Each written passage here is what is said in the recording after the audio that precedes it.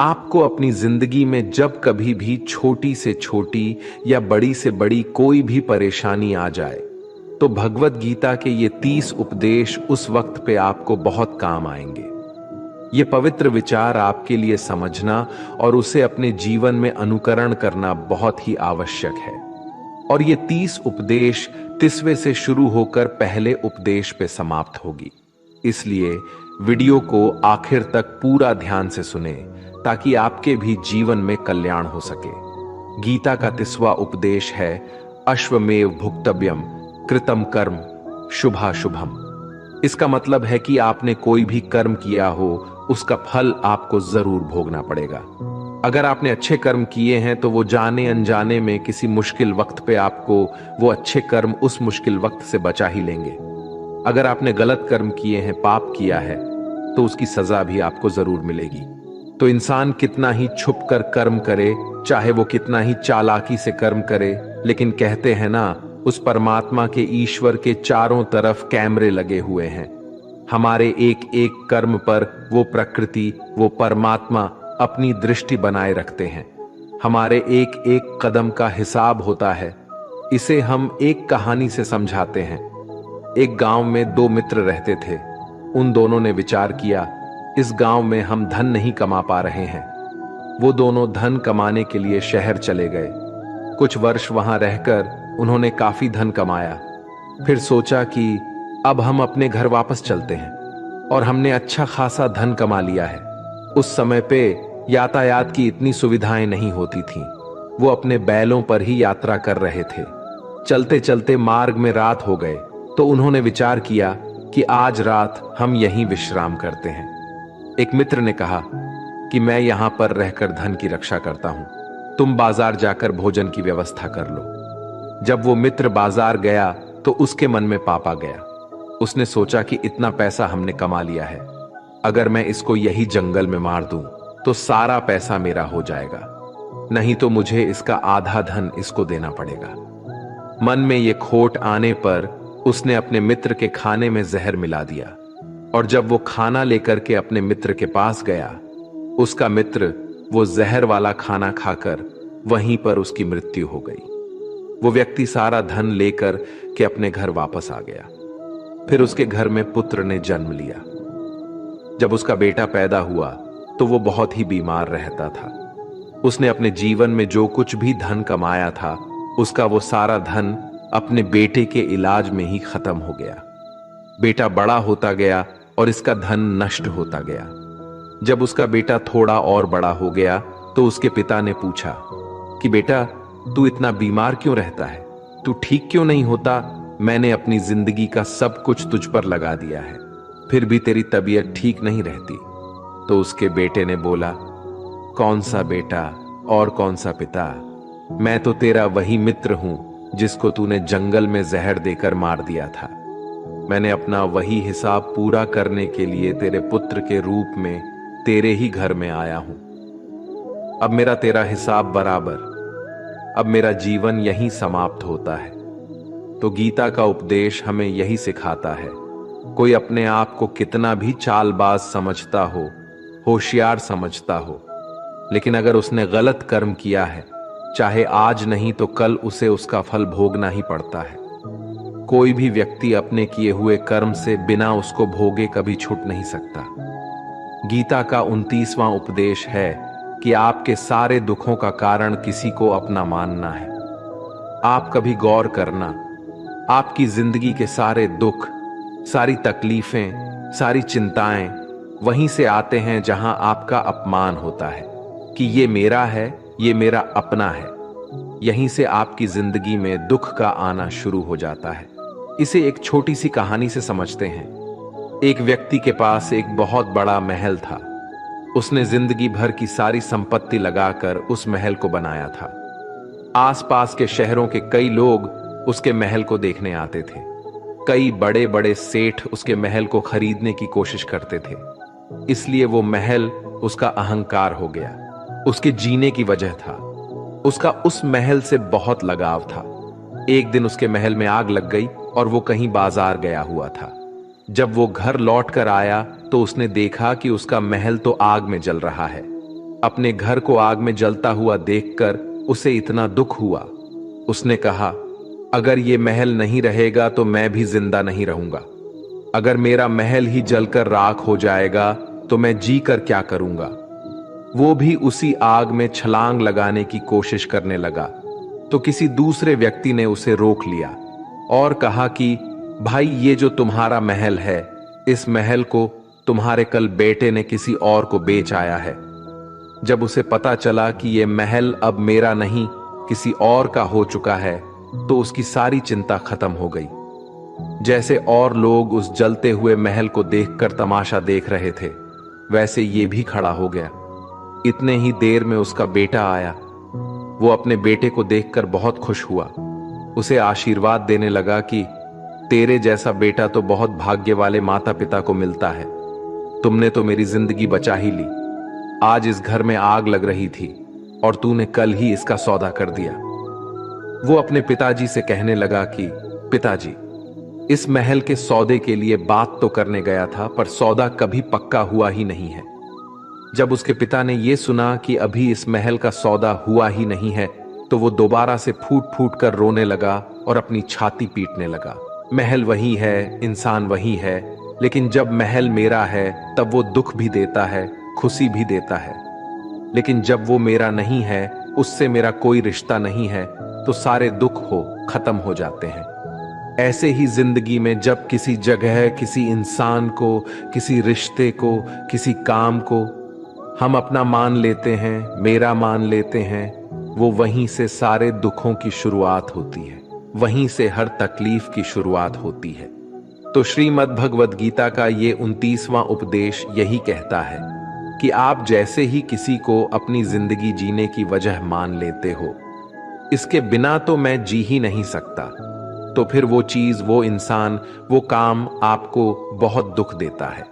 दोस्तों, इससे पहले कि हम 28वें उपदेश पर जाए, आपसे विनती है कि अगर आप इस वीडियो से कुछ भी सीख रहे हैं तो इस वीडियो को एक लाइक कर दीजिए और इस चैनल को सब्सक्राइब कर लीजिए।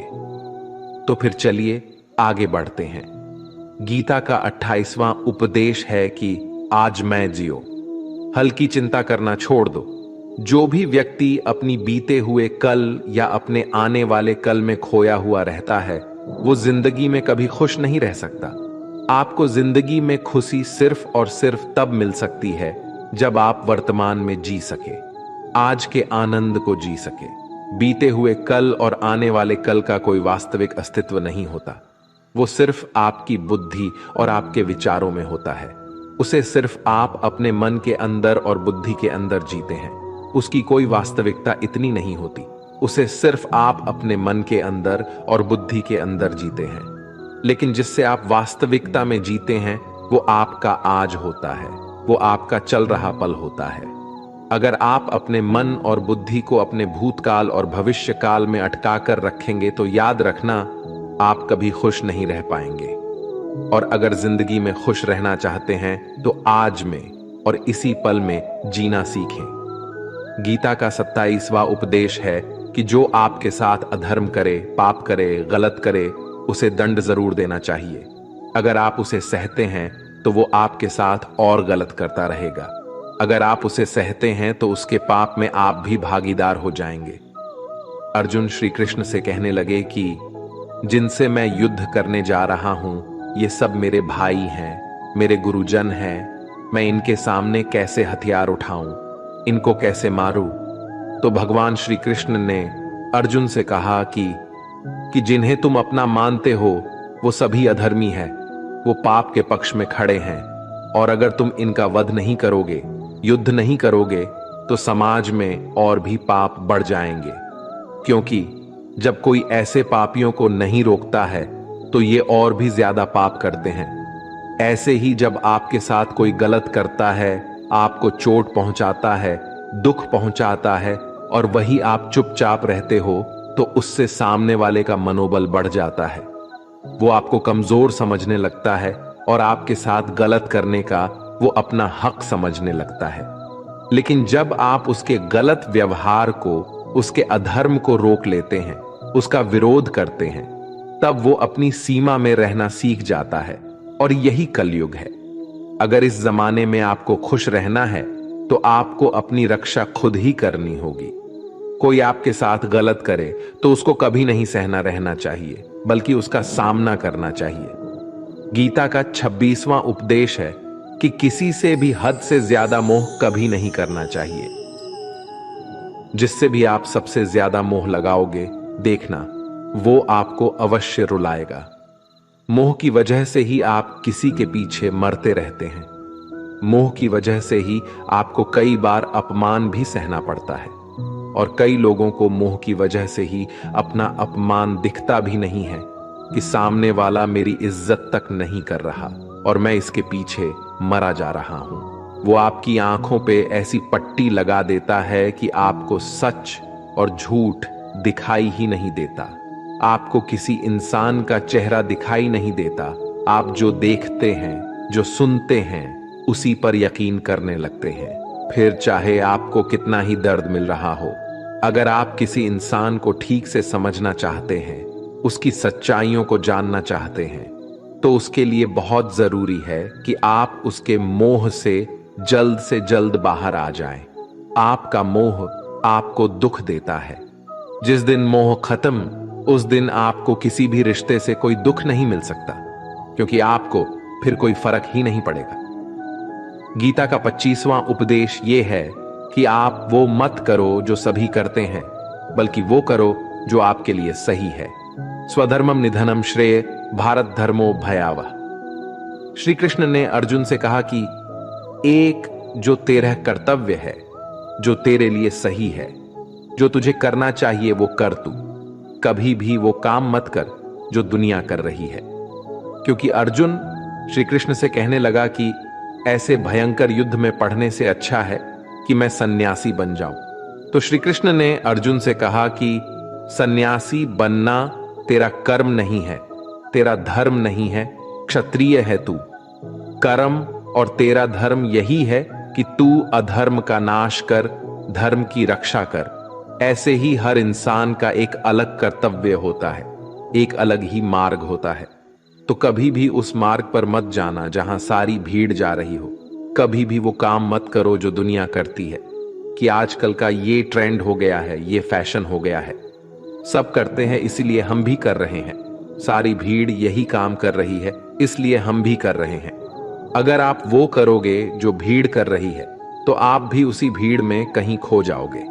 लेकिन वही अगर आप वो करोगे जो आपके लिए सही है, जो आपकी प्रतिभा है, तो दुनिया की सारी भीड़ में भी आप सबसे अलग नजर आओगे।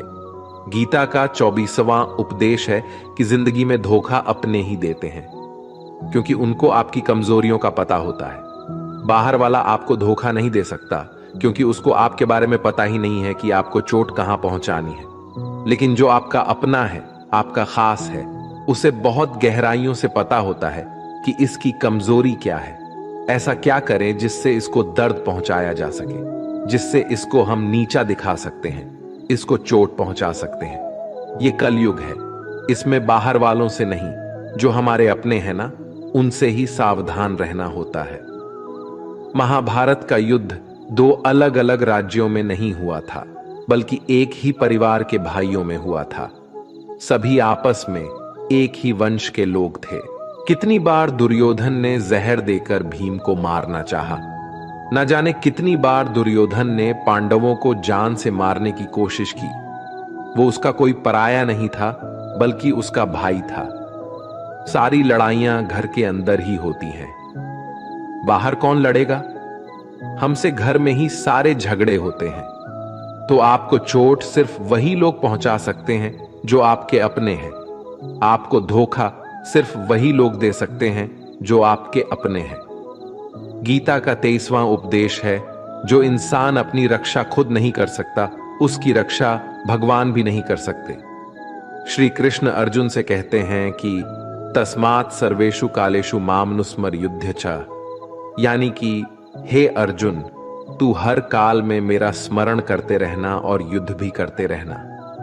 तो अर्जुन ने श्री कृष्ण से पूछा कि ये युद्ध तो कुछ ही दिनों में समाप्त हो जाएगा, लेकिन आप कह रहे हैं कि तू हमेशा मेरा स्मरण करते रहना और युद्ध करते रहना। हमेशा युद्ध करने का क्या मतलब है? तो श्री कृष्ण ने अर्जुन से कहा कि ये जिंदगी ही रणभूमि है। इस जीवन में सुख दुख आते ही रहेंगे और तुझे उनका डट के मुकाबला करना है। श्री कृष्ण ने यह नहीं कहा कि तू चुप करके बैठ जाना और मैं लड़ाई करूंगा।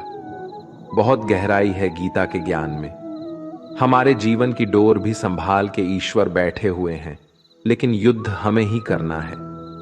ईश्वर को याद करना है कि हे ईश्वर, मुझे शक्ति देना, मुझे समझ देना, मुझे बुद्धि देना, ताकि मैं अपनी जिंदगी की सारी लड़ाइयां जीत सकूं, मैं जिंदगी में सही मार्ग पर चल सकूं।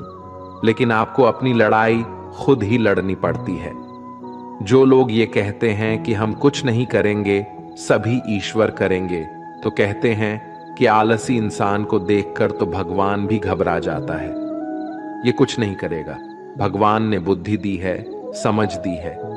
ईश्वर आपको प्रेरणा देते हैं, शक्ति देते हैं, लेकिन आपको अपनी रक्षा स्वयं ही करनी पड़ेगी। गीता का 22वां उपदेश है कि कोई भी ऐसी गंदी आदत खुद को मत लगने देना जो आपकी जिंदगी को बर्बाद कर दे। कहीं ना कहीं महाभारत का यह युद्ध एक जुआ की आदत की वजह से ही शुरू हुआ था। सारा खेल वहीं से शुरू हुआ था। एक ऐसी जुआ की लत जहां युधिष्ठिर ने अपने भाइयों को दांव पर लगा दिया, अपनी पत्नी को दांव पर लगा दिया, ऐसा जितने का नशा की अपना सब कुछ गंवा दिया। ऐसे ही हम भी अपनी जिंदगी में जब कोई ऐसी गंदी आदत लगा देते हैं, चाहे वो कोई भी हो, चाहे वो नशे की हो, मोबाइल की हो, किसी इंसान की हो, कोई गलत काम करने की हो, कोई भी गलत आदत जो आपको बर्बाद कर सकती है, अगर आप उसको नहीं छोड़ेंगे तो आपका सब कुछ खत्म हो जाएगा। इससे पहले कि आपकी आदत आपको खत्म कर दे, आप अपनी गलत आदतों को खत्म कर दीजिए। गीता का 21वां उपदेश यह है कि आलसी इंसान कभी कुछ हासिल नहीं कर सकता। अधिकतर लोग सिर्फ योजनाएं ही बनाते रहते हैं कि मुझे बड़ा घर चाहिए, मुझे बड़ी गाड़ी चाहिए, मैं दुनिया घूमना चाहता हूं, मुझे ये चाहिए वो चाहिए। ये हर कोई सोच लेता है, लेकिन उस पर मेहनत करना, अपना कर्म करना वो नहीं करते। क्योंकि चाहना तो बहुत आसान है, लेकिन उसके लिए कर्म करते रहना वो बहुत मुश्किल है। हर कोई चाहता है कि मेरा शरीर फिट हो, लेकिन उसके लिए एक्सरसाइज करना वो आपको ही करना होगा। जो इंसान आलसी बन के बैठा रहता है तो उसे ना ही अच्छा शरीर मिलता है और ना ही अच्छा जीवन मिलता है। तो अगर जिंदगी में कुछ पाना चाहते हो तो आलस्य को अपनी जिंदगी से दूर कर देना। आलस्य के चलते ही आपको कुछ मिलने वाला तो नहीं, लेकिन जो आपके पास है ना, वो भी गवा दोगे। गीता का 20वां उपदेश ये है कि जिंदगी में अगर खुशी चाहते हो तो मन की गुलामी को त्याग कर दो। कई लोग कहते हैं कि हम करना तो बहुत कुछ चाहते हैं, लेकिन कुछ कर ही नहीं पाते। पता भी सब कुछ है कि क्या करने से हमारी जिंदगी बेहतर हो सकती है, क्या चीज है जो हमको नुकसान पहुंचा रही है, लेकिन फिर भी कुछ कर नहीं पाते। समझते सब कुछ है, लेकिन समझकर भी, चाहकर भी कुछ कर ही नहीं पाते। वो इसलिए होता है क्योंकि आप अपने मन के गुलाम बन चुके हो। लोग तो अपनी जीभ का भी स्वाद तक नहीं छोड़ पाते। फिर कहते हैं कि हम पतले नहीं हो पाते, फिट नहीं हो पाते, सक्सेस नहीं मिल रही है, क्योंकि जो आपको करना चाहिए आप वो करते ही नहीं हैं। आपका मन सब कुछ समझकर भी आपको वो करने ही नहीं देता। इसलिए जिंदगी में अगर आगे बढ़ना है तो अपने मन के अनुसार चलना छोड़ दो। जो आपके ये सही है वो ही आपको करना चाहिए। गीता का 19वां उपदेश ये है कि जो आपका है वो आपको मिल के ही रहेगा, और जो नहीं मिला है उसके लिए रोना छोड़ दो। आप जिसके लिए जितना रोगे वो चीज आपसे उतना ही दूर चली जाएगी, और जो चीज आपकी सच में है वो कहीं ना कहीं से आपके पास जरूर पहुंच जाएगी। इसलिए जो आपको जिंदगी में हासिल नहीं हो रहा है, हासिल नहीं हुआ है, उसका पछतावा करना, उसके लिए रोना आपको बिल्कुल बंद कर देना चाहिए। गीता का 18 उपदेश ये है, आप संसार में जितना प्रेम लगाओगे उतना ही जीवन में दुख और पीड़ा का अनुभव करोगे। गीता का 17वां उपदेश ये है कि जिस इंसान को बात बात पर क्रोध आता है, सुख और शांति उसके जीवन में कभी नहीं आ सकते। क्योंकि जो इंसान बहुत ज्यादा क्रोधी होता है, उसके सारे मित्र उसे छोड़कर चले जाते हैं। वो अपने मन में भी दर्द में ही जीता रहता है, तकलीफों में जीता है। ज्यादा गुस्सा करके या ज्यादा क्रोध करके जो भी आपके पास है ना, वो आप उसे खो दोगे। और ऐसे इंसान को शांति कभी नहीं मिलने वाली है। इसलिए अपनी जिंदगी में शांति अगर चाहते हो तो बात बात पर गुस्सा करना छोड़ देना चाहिए। गीता का 16वां उपदेश है कि चाहे आप किसी की मदद करें या ना करें, लेकिन जानबूझकर कभी किसी का दिल नहीं दुखाना चाहिए। क्योंकि जब आपकी वजह से किसी का दिल दुखता है ना, तो याद रखना आपको भी वही दर्द एक दिन जरूर मिलेगा। लेकिन जब आप किसी का दिल दुखाते हैं तो आपको भले पता ना चलता हो, लेकिन जब कोई भी आपका दिल दुखाता है तब आपको समझ में आ जाता है कि दिल पर चोट लगने की वजह से कितना दर्द होता है। इसलिए चाहे आप किसी की मदद करो या ना करो, लेकिन किसी का दिल कभी भी नहीं दिखाना चाहिए। गीता का 15वां उपदेश यह है कि जो मुश्किल वक्त में, जो दुख के समय में आपका साथ दे, सिर्फ वही आपका अपना है। बाकी सब अपनेपन का नाटक करने वाले बहुत लोग होते हैं। बड़ी बड़ी बातें करने वाले बहुत लोग होते हैं कि हम आपसे बहुत प्रेम करते हैं। कोई भी दुख हो, कोई भी तकलीफ हो, हमें याद कर लेना। लोग दुख उठाने की बात करते हैं, लोग आने जाने की बात करते हैं, हाथ मिलाना तो ठीक से नहीं जानते और दिल मिलाने की बात करते हैं। जब सच में आपकी जिंदगी में तकलीफ आएगी ना, तब आपको समझ में आ जाएगा कि आपका साथ देने के लिए कौन खड़ा है और कौन भाग गया। क्योंकि उस समय पे सारे लोग भाग जाते हैं। क्योंकि लोगों को पता होता है कि ये व्यक्ति हमारे पास आया तो हमसे मदद ही मांगेगा और वो हमें कुछ दे नहीं पाएगा। लोग आपसे सिर्फ तभी रिश्ता रखते हैं जब आप उन्हें कुछ दे सकते हैं और आपसे उन्हें कुछ फायदा हो सकता है। लेकिन जब लोगों को ये पता चल जाता है, ये समझ में आ जाता है कि उनको आपसे कोई फायदा नहीं होने वाला, बल्कि उनको तो आपकी मदद करनी पड़ेगी, तो वो आपको दूर से ही देखकर भाग जाते हैं। इसलिए जो आपके मुश्किल वक्त में आपके साथ खड़ा हो, सिर्फ वही आपका अपना होता है। बाकी इस दुनिया में सब पराये होते हैं। क्योंकि सिर्फ अपना अपना कह देने से कोई अपना नहीं हो जाता। गीता का 14वां उपदेश है कि जो भी होता है अच्छे के लिए होता है, और जो हो रहा है वो भी अच्छे के लिए ही हो रहा है, और जो आने वाले भविष्य में होगा वो भी अच्छे के लिए ही होगा। वैसे ये बहुत गहरी बात है। कुछ चीजें जिंदगी में ऐसी होती है जो हमें लगता है कि मेरे साथ ही ऐसा क्यों हुआ, मेरे साथ ही होना था ये सब। लेकिन जब वो वक्त गुजर जाता है, एक दिन हमको समझ आ जाता है कि अगर हमारे साथ ये सब नहीं होता तो आज हम इस मुकाम पर नहीं होते। अगर मेरे साथ ये सब नहीं होता तो शायद हमारी जिंदगी और भी बर्बाद हो सकती थी। इसलिए अगर हमें ये समझ में आ जाए कि जिंदगी में जो कुछ भी हो रहा है वो सब अच्छे के लिए ही हो रहा है, तो जीवन में हमेशा खुश रहेंगे। गीता का 13वां उपदेश है कि हर काम को समझदारी से करना ही योग होता है। योगः कर्मसु कौशलम। कई लोग काम तो करते हैं लेकिन उन्हें हासिल कुछ नहीं होता।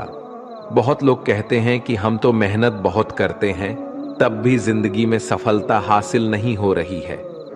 लेकिन सच्चाई ये है कि बहुत कुछ करने से, बहुत मेहनत करने से आपको सफलता नहीं मिलेगी, लेकिन सही तरीके से, सही समझ के साथ काम करने से आपको जिंदगी में सफलता अवश्य मिलेगी। गीता का 12वां उपदेश है कि कभी भी किसी भी चीज की अति नहीं करनी चाहिए। कोई भी चीज हद से ज्यादा नहीं करना चाहिए। किसी से प्रेम भी हद से ज्यादा मत करना। किसी से नफरत भी हद से ज्यादा नहीं करना। हद से ज्यादा मीठा भी खराब हो जाता है। हद से ज्यादा कड़वा भी खराब हो जाता है। हद से ज्यादा आराम भी आपको बीमार कर सकता है। हद से ज्यादा खाना भी आपको बीमार कर देगा। हद से ज्यादा भूखा रहना भी आपको नुकसान ही पहुंचाएगा, और हद से ज्यादा जागना भी आपको बहुत ज्यादा नुकसान पहुंचाएगा। इसलिए जीवन को संतुलन के साथ जीना चाहिए। जैसे ही आप संतुलन को खो देते हैं, वैसे ही आपके जीवन में कोई ना कोई छोटी या बड़ी दुर्घटना हो जाती है। गीता का 11वां उपदेश है कि जिसे आप सबसे ज्यादा महत्व दोगे, वो आपको कभी महत्व नहीं देंगे। आपने कभी गौर किया है कि आपका अपमान कौन लोग करते हैं कि आप जिसे सबसे ज्यादा, हद से ज्यादा महत्व देते हैं? दूसरों की इज्जत करना अच्छी बात है, पर दूसरों की अगर बहुत ज्यादा इज्जत करेंगे, उनकी नजर में आपकी इज्जत खत्म हो जाती है। इसलिए किसी को भी कभी भी अपना सब कुछ नहीं बनाना चाहिए कि तुम ही मेरे सब कुछ हो। जैसे ही आप किसी को अपना सब कुछ बना लेते हैं, तो आप उसके लिए कुछ भी नहीं रह जाते। इसलिए लोगों को इज्जत उतना ही देना चाहिए जितना वो हजम कर सके। हद से ज्यादा इज्जत देना आपकी ही बेइज्जती करवा सकता है। गीता का 10वां उपदेश है जिसके साथ सत्य और ईश्वर की शक्ति है। चाहे सारी दुनिया उसके खिलाफ ही क्यों ना हो जाए, लेकिन अंत में जीत उसी की होती है। श्रीमद् भगवद गीता में कुल 700 श्लोक है और 18 अध्याय हैं। गीता का आखिरी श्लोक है, यत्र योगेश्वरः कृष्णो यत्र पार्थो धनुर्धरः तत्र सिरिरः विजयोर भूति विधवाणी फिर मतिर्ममः। धृतराष्ट्र बार बार संजय से पूछता था कि बताओ, युद्ध में कौन जीत रहा है, कौन हार रहा है, क्योंकि उसे विश्वास था कि भीष्म पितामह मेरे पक्ष में है, गुरु द्रोणाचार्य मेरे पक्ष में है और यहां तक कि कर्ण भी मेरे पक्ष में है, तो भला हमें कौन हरा सकता है। लेकिन संजय ने धृतराष्ट्र को कहा कि जहां ईश्वर है वहीं पर सकते हैं और हमेशा वहीं जीत होती है। चाहे आपके पास कितनी भी शक्ति क्यों ना हो, लेकिन सत्य और ईश्वर जिसके लिए खड़े हो जाए, उसे दुनिया में कोई भी नहीं हरा सकता।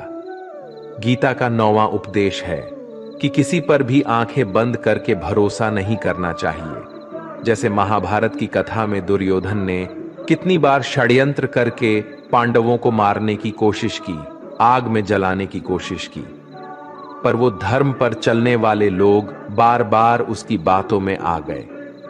ये बात और है कि ईश्वर उनकी रक्षा कर रहे थे, पर जिसे वो अपना भाई समझ रहे थे, जिससे वो अपना सगा समझ रहे थे, जिस पे वो भरोसा कर रहे थे, वही उनकी मृत्यु करवाना चाहता था।